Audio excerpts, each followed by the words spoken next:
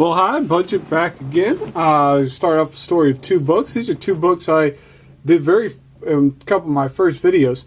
This is X-Force 37 and Marvel graphic novel, Revenge of the Living Monolith. Both have Apocalypse appearance. X-Force has background to Apocalypse's origin, and the Revenge of the Living Monolith in a cameo, unidentified appearance, is believed to be the first appearance of Apocalypse, and these two books are heating up.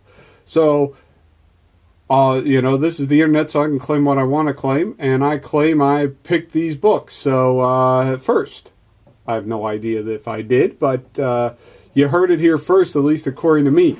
So, moving on, just some quick, cheap books here. This is Marvel Team Up 55, and this is the first appearance of two more Soul Gems, and the mention that there are 6. So this is kind of a key book when talking about the Infinity Gauntlet.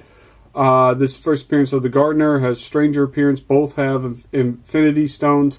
So this is, after the Soul Gem, this is the first glimpse that we have that there are other Soul Gems out there. They call them Soul Gems here, but they're Infinity Gems.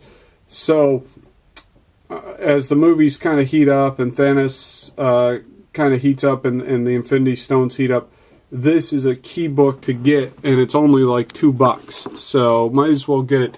Next is Bloodshot number 6. This is the first cameo appearance out of costume of Ninjak.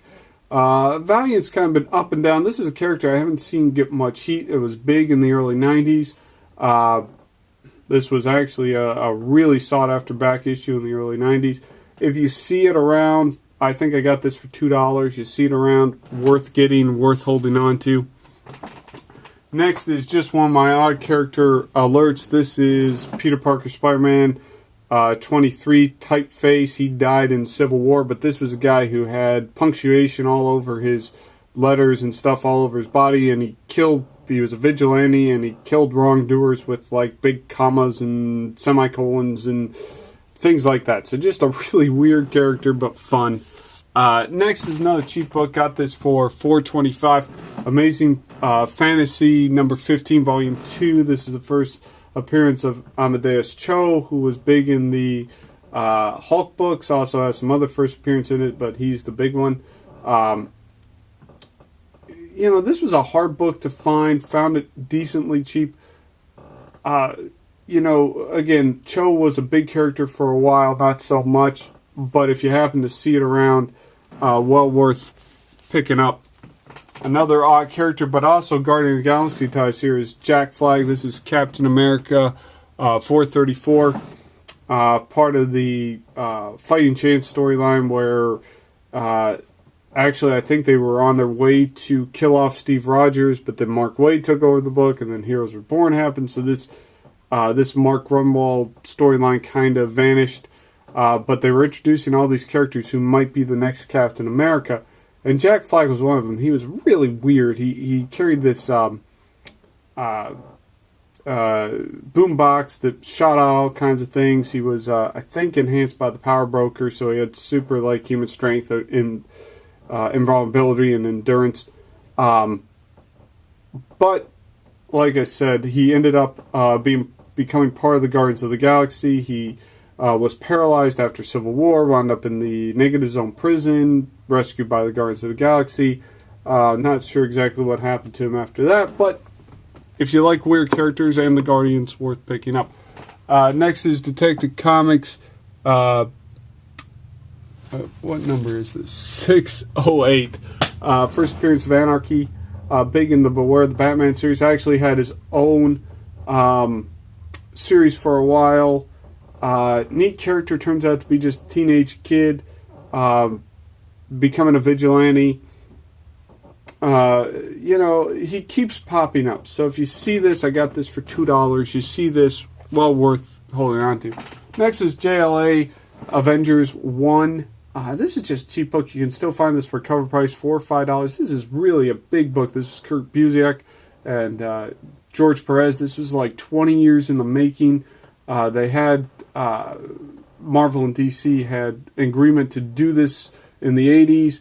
Didn't happen. There was Yeah, George Perez was the artist for that. Even had some sketch pages drawn up. I think Rob Liefeld actually ended up with them, or Todd McFarlane, I can't remember. But huge crossover, really a big point in comic book history. And you could still get it really cheap because there were 1 million of these made. But still, well worth picking up. Next we have, and one of my books fell down again. I gotta stop doing that. Next we have Speed Demon #1. Again, these are stuff you can find for cover price. This is part of the Amalgam series. You can find all the Amalgam books where they took Marvel and DC characters and mushed them together. This is Flash and Ghost Rider. And came up with some really cool characters. You can still find these for $1 or cover price. If you like good reads, they are reprinted in trade paperback, but really fun to have and to get. It just neat how they put the series together. And they also had trading cards, which were kind of cool too, that talked about the background of these characters. You get into these books like halfway through, so that they're already like established characters with backgrounds and first appearances, and it's really just a cool book. Cool series. Next is Marvel Premiere 19. This is first appearance of Colleen Wing, who shows up in a lot of different Fearless Defenders, Daughters of the Dragon, Heroes for Hire. A lot of books with Misty Knight. But this is also one of those ads for Wolverine. It comes out after 181, but the one that was in Daredevil 113, 115, I can't remember, is in here. But, of course, that book came out before 181, so this doesn't have the same staying power, but this is a, it's C-level character first appearance and the ad, so it's not a bad to get, and you can get this for probably $5-6 fairly easily in good shape. Next is Action Comics. I got this for $5, as you can see. Action Comics 419, first appearance of the Human Target. Actually, I believe that he had two series, one in the TV series, one in the 70s, one in the mid-2000s. Neither took, but keeps showing up. I think he had some Vertigo titles for a while. Cool character, real cheap to get. Might as well just pick it up and hold on to it.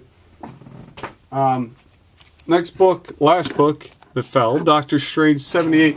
This is the first appearance of Ecstasy, and this is kind of the Marvel equivalent of Snowflame. This is an ecstasy dealer who Cloak grabs in his cloak and tries to punish, and all of a sudden she gets Cloak's powers, and some of it has to do with her dark soul, and I think others have to some of it has to deal with her ecstasy she deals and stuff like that. So not exactly like Snowflame, but close. And with as much popularity as he's getting, this might be the next one that, a dollar bin, quarter bin book that really heats up. So I think this is Volume 2, Doctor Strange 78. So that's it. Like if you like. If not, I will still put out another one.